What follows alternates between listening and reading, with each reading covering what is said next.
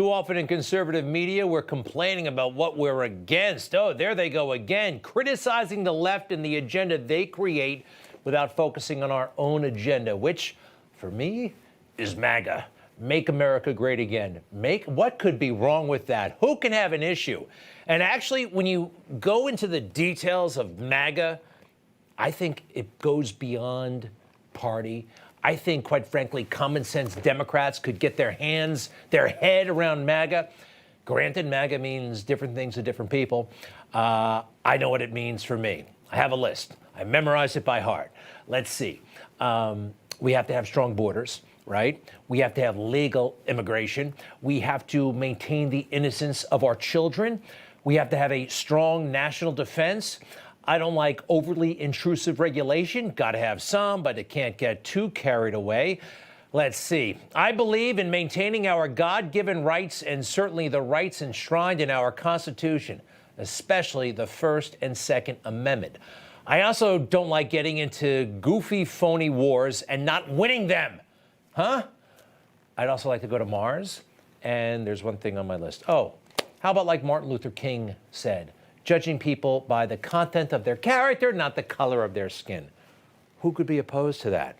Well, 50% of the country, or at least, well, they've done so much lying about Donald Trump, right? Because that agenda that I just outlined, it's not a bad agenda.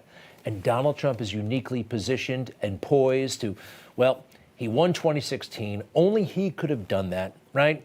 Who is this guy? Where did he come from? Thank God he came from wherever he came from when he came, right? I mean, he's very unique. He doesn't fit in Washington because he builds stuff. He creates. I mean, who in Washington knows how to create anything? Could you do this? Could you, let's say, take a old-timey hotel, buy it, do all the work you had to do to get it done, renovate it? I mean, Donald Trump did that when he was 27 years old.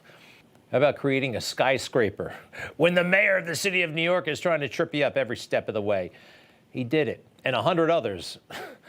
That's pretty serious. That's a serious accomplishment. And I like it, you like it, America likes it. Somebody who has something tangible to show for himself. What does Joe Biden have to show for himself, huh? That big, dopey smile and talk. That's it. That's it. 50 years later, it's the same guy, same big smile. And where does he go? What has he done other than take care of himself and go with the winds wherever they're blowing? Here's a man who was pals with Strom Thurmond, the racist, segregationist senator from South Carolina. They were buddy-buddy. As soon as Joe got there, they bonded big time. There's Joe with a segregationist. Here's Joe going totally over the top with gay pride this, trans that. You go from Strom Thurmond to making sure that drag queens show up in school with little kids.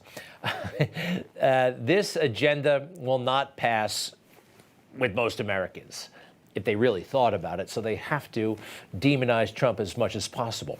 How about having a border? Don't most people stand for that?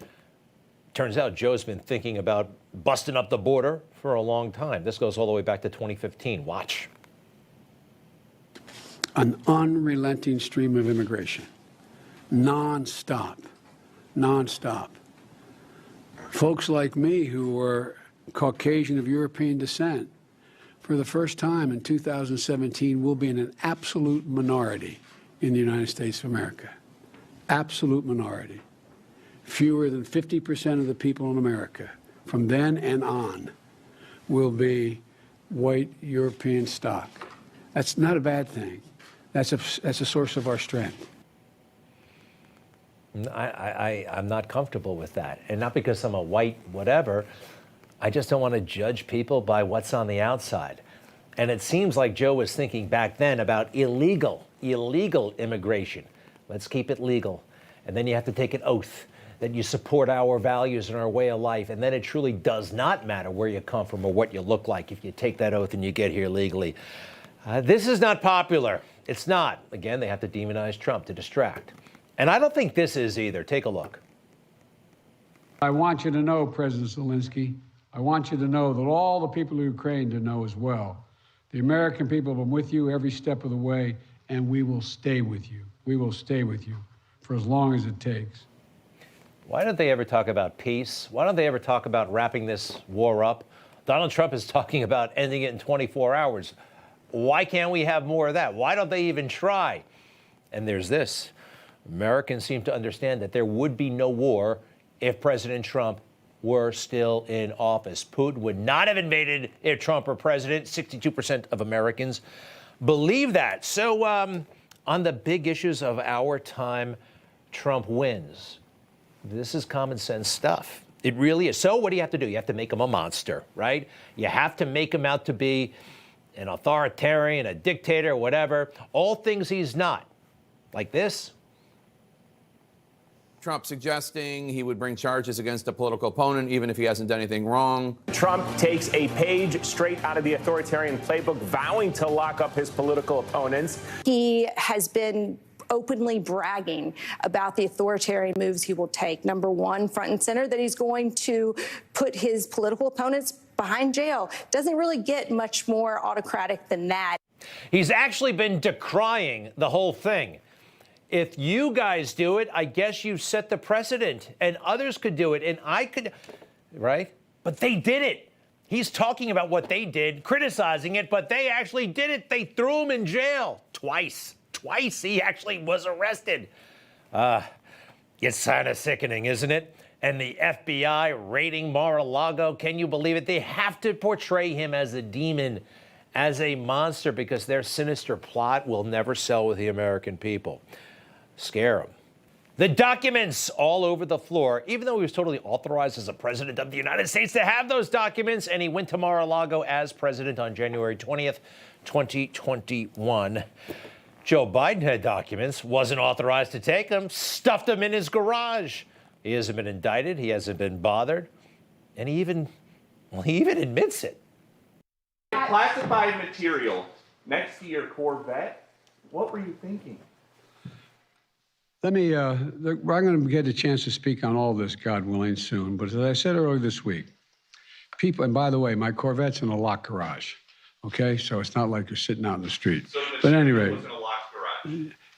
Yes, as well as my Corvette. Shouldn't the case against Trump have been dismissed or never brought after this guy said that? Or maybe a case against him, to be totally fair. This is really, really bogus. People know it.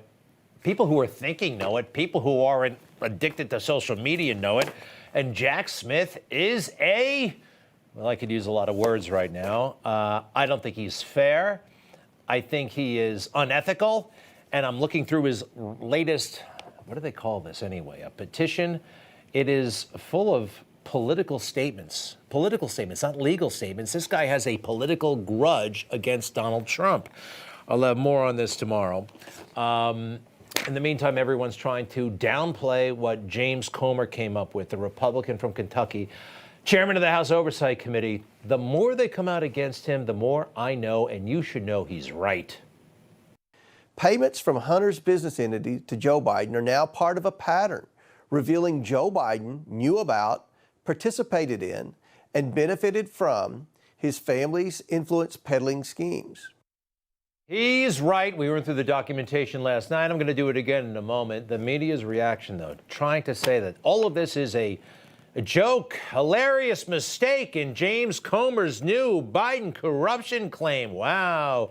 Comer flops in latest attempt to link Hunter Biden to corruption, really giving him the benefit of the doubt here. Representative Comer dishes absurd theory over Hunter's truck repayments. Absurd? It's absurd. Comer mischaracterizes Hunter Biden car payment reimbursement to his dad. It was just a reimbursement to his dad. Let's establish a couple of things. A car was purchased, we believe, in June of 2018, all right? There they are. There's Joe Biden in the shorts, Hunter on the left. They really want everybody to know they're buying this car. Here we are, buying a car. And we know this. This is established. His own lawyers admit it. Hunter Biden had money from China in that Owasco account. Owasco and that account, well, I'll get to that in a moment. First, who remembers in 2020 Donald Trump? Man, he always speaks the truth. I don't make money from China. You do. I don't make money from Ukraine. There's the tell. Did you see his head? Look at what Joe Biden does as soon as he hears China. He goes, one more. Can I see it, please? Not you do, Joe. You make money from China. What? Me? You figured that out? Yeah, you did. All right, here's Joe's denial, predictably. My son has not made money in terms of this thing about, what are you talking about? China. I have not had, the only guy made money from China is this guy. He's the only one. Nobody else has made money from China. All right, the media goes bananas. Joe's right, Trump is wrong. And everything Trump said that night is a lie. Listen to just a little portion. Tonight, Trump made clear his closing argument is just lies, lies, and more lies, flooding the zone with a deluge of outright false claims. He covers up all those deficits by attacking Hunter Biden and trying to dirty up a Biden. You can't dirty up a Biden. Unverified allegations, all of them. And a big assist from the print media. They all piled on saying all of this stuff. On corruption claims, Biden cites facts, while Trump tosses unproven allegations. Well, that's not true.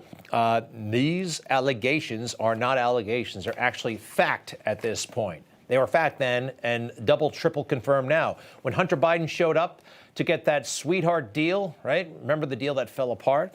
His own lawyer in court said the following. This is back when Hunter was buying that car. Biden continued to earn handsomely and spend wildly in 2018. He received a little over $2.6 million in business and consulting fees from the company he formed with the CEO of a Chinese business conglomerate and the Ukrainian energy company. That is from his own lawyer, Mr. Clark, this year in a Delaware courtroom, and Hunter Biden was right by his side. So can I see the documentation about the car once again, please? It's a little thing, but it's actually pretty big. September 17th, 2018, the automatic payments are set up from Hunter's company, Owasco, to Joseph Biden, his dad. How much? $1,380 every single month. Now, a lot of people are saying, well, wait a second, there is a truck. There's a truck, and it was all about that truck. You know, this picture is very, very weird. It just is. They're a little bit too proud to be getting a truck, don't you think? He's 48 years old in this picture. Hey, everybody, look, we're really getting a truck in June of 2018. I also know this from Hunter's own lawyer. What was going on from that court appearance? Let's go back. Biden's substance abuse worsened in 2018, a year that included a move to Los Angeles and what he has described as a spring and summer of nonstop debauchery. But in the middle of that debauchery, they go down to the Wilmington Ford dealership and buy that car, and they take a picture of it and say, everybody, look at us, we're buying this car. You know, I think back to Tony Bobolinsky, and what phrase did they throw around? Anybody remember what we heard from Tony? I remember looking at Jim Biden and saying, how are you guys getting away with this? Like, aren't you concerned? And he looked at me and he laughed a little bit and said, plausible deniability. He said that out loud? Yes, he said it directly to me, one-on-one in a cabana at the Peninsula Hotel after about a hour and a half, 2-hour meeting, with me asking out of concern, how are you guys doing this? Aren't you concerned that you're going to put your brother's, future presidential campaign at risk? The Chinese, the stuff that you guys have been doing already in 2015 and 2016 around the world. And I just can almost picture his face where he sort of chuckles and says, plausible deniability. Plausible deniability. And I think this picture of the car and shaking hands and making a day out of it at the Ford dealership in Wilmington, somehow this is part of a plausible deniability attempt. I want to show you another word, a word that isn't used often enough when Joe Biden is concerned, venal. Venal, showing up or motivated by susceptibility to bribery. Remember when Joe boasted about being so poor? That might have been, I don't know, a hint to people with big money that Joe is open for business.